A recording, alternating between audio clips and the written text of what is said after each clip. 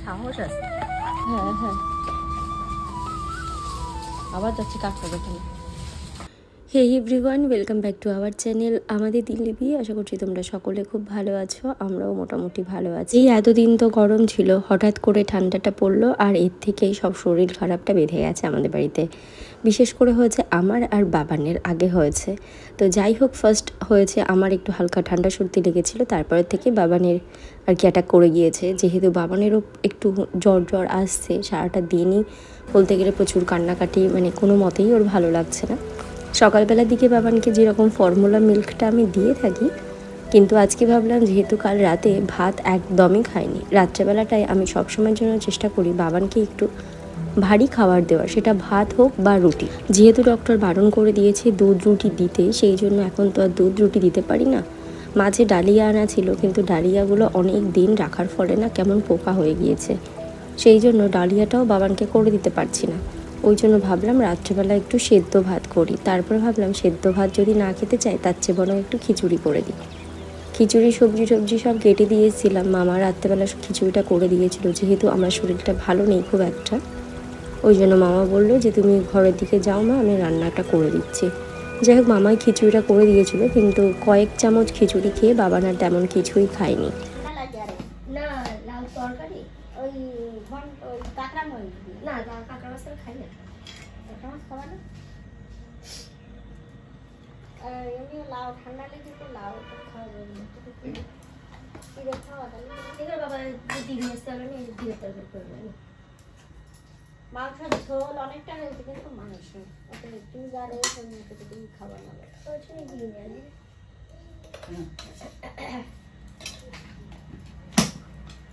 আমার নিজের চোখেও আমি এরকম দেখেছি, বাড়ির বউয়ের জন্যে বাড়ির শ্বশুর শাশুড়ি বর বলো, বাড়ির যে আদার্স যে মেম্বাররা যারা থাকে, তাদের কিন্তু বাড়ির বউয়ের প্রতি অতটা কখনো সহানুভূতিশীলও হয় না, অথবা দায়িত্বশীলও কখনো হয় না। আমি নিজে এটা দেখেছি। হয়তো আমি নিজে রিয়েলাইজটা হয়তো করতে পারিনি, কিন্তু এই জিনিসটা আমার মা খুব ভালোভাবে রিয়েলাইজ করেছে। কারণ আমার বাপের বাড়িতে আমার মায়ের প্রতি দায়িত্বশীল হওয়ার মতন স্বামী বা সেরকম শাশুড়ি কেউই ছিল না। হ্যাঁ, তবে আমার যেহেতু মাটা আমাদের, সেহেতু আমি বোন সবসময়ের জন্য চেষ্টা করতাম মায়ের পাশে সবসময় থাকার। এখনও আছি আর ভবিষ্যতেও থাকবো। কখনো অন্যায় দেখলে আমি আগাগোড়ায় প্রতিবাদ করতাম, সেই জন্য আমি অনেকের আবার চক্ষুশূলও হয়ে আছি এখনও। যাই হোক, সেসব কথা বাদ দিলাম, পরে আসছি আবার এই টপিকটাতে। যেহেতু আমারও খুব একটা শরীরটা ভালো লাগছে না, সারাটা দিন কেমন গা ম্যাচ ম্যাচ করছে, বাবানেরও সেম তাই। বাবানের তো গতকাল রাত্রেবেলায় প্রায় 2-2:30 নাগাদ জ্বর এসেছিলো, যতক্ষণ না জ্বর কমেছে ততক্ষণ আমিও শুতে পারিনি। ওর বাবা তখন দেখি তখন ফোনে গেম খেলছে। যাই হোক, ওর বাবাও ঘুমায়নি, ওষুধটা খাইয়ে দেওয়ার পরে জ্বরটা পড়ে গিয়েছে। ওরও মুখে কিছু একটা ভালো লাগছে না, ভাবলাম তাহলে আজকে দুজনের জন্য ডাল আর আলু সিদ্ধ দিই। আর আজ বাড়িতে হবে কাঁকড়া মাছ। আমি তো কাঁকড়া মাছ খাই না, একদমই ভালো লাগে না, কেমন একটা আস্তে আস্তে গন্ধ লাগে। ওই জন্য দুজনের জন্য মাত্র একটা আলু দিয়েছি, আর ওই হাফ কাপ মতন ডাল দিয়ে দিয়েছি। একবারে লবণ ঠবণ মেপে দিয়ে দিয়েছিলাম, যাতে ভাতের সাথে কাঁচা লবণটা আর মাখতে না হয়। অল্প একটু সর্ষে তেলও দিয়ে দিলাম। এইভাবে কিন্তু ডাল সেদ্ধটা বেশ পছন্দর লাগে।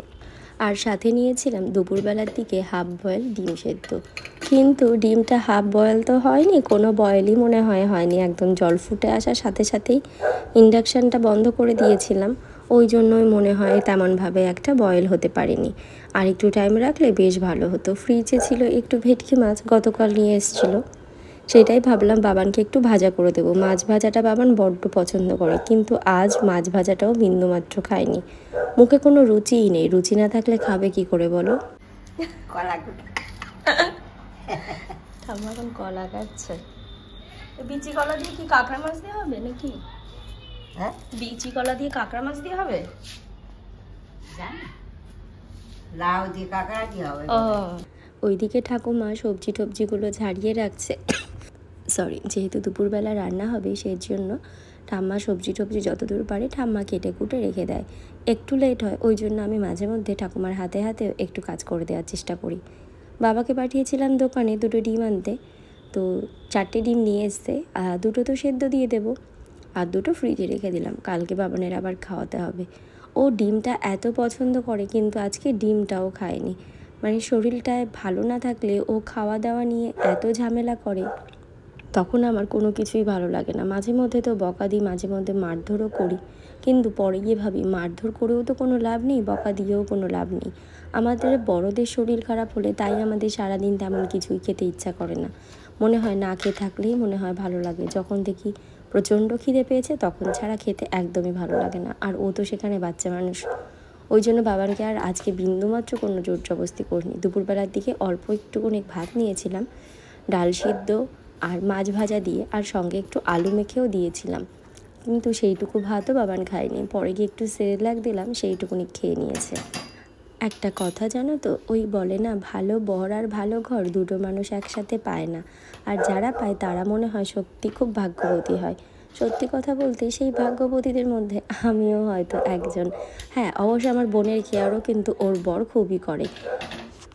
আমরা দুজনাই এই দিক থেকে মনে হয় একটু লাকি আছি, যে বিয়ের পর যে যেমনই হোক না কেন, শ্বশুরবাড়িতে বর যদি ভালো থাকে না, সেই মেয়েটার কিন্তু আর কোনো কিছুর দরকার হয় না, বা অন্য কারো তোয়াক্কা করতেও হয় না। আর যদি বর ভালো না হয় তাহলে মনে হয় যেন পুরো পৃথিবীটাই খারাপ, পুরো পৃথিবীটাই আমার বিরুদ্ধে রয়েছে। আমি নিজের বাড়িতেও আমার মায়ের সাথে এরকম দেখেছি। আমি আজ পর্যন্ত কখনো দেখিনি আমার মায়ের সাথে আমার বাপের বাড়ির কাউকে ভালোভাবে কথা বলতে, অথচ সেই মানুষটাই সবার জন্য এত স্যাক্রিফাইস করে গিয়েছে। মাকে আমি প্রথম থেকেই বলতাম, এত সবার জন্য করো না, দেখবে পরে পস্তাতে হবে।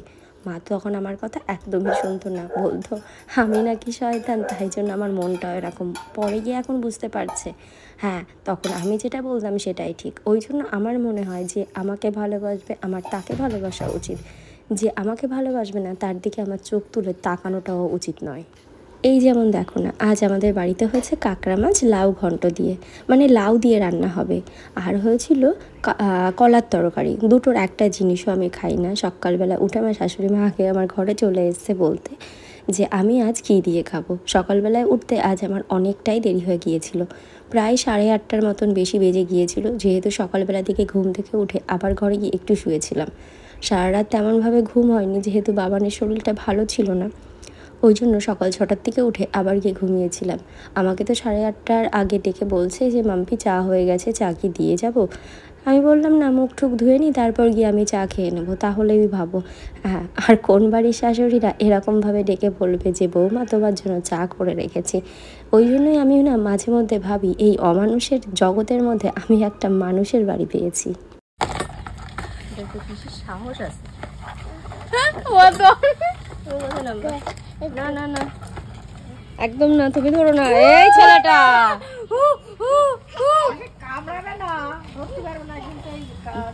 এই খালি মাটিতে একদম না, খালি মাটিতে একদম না।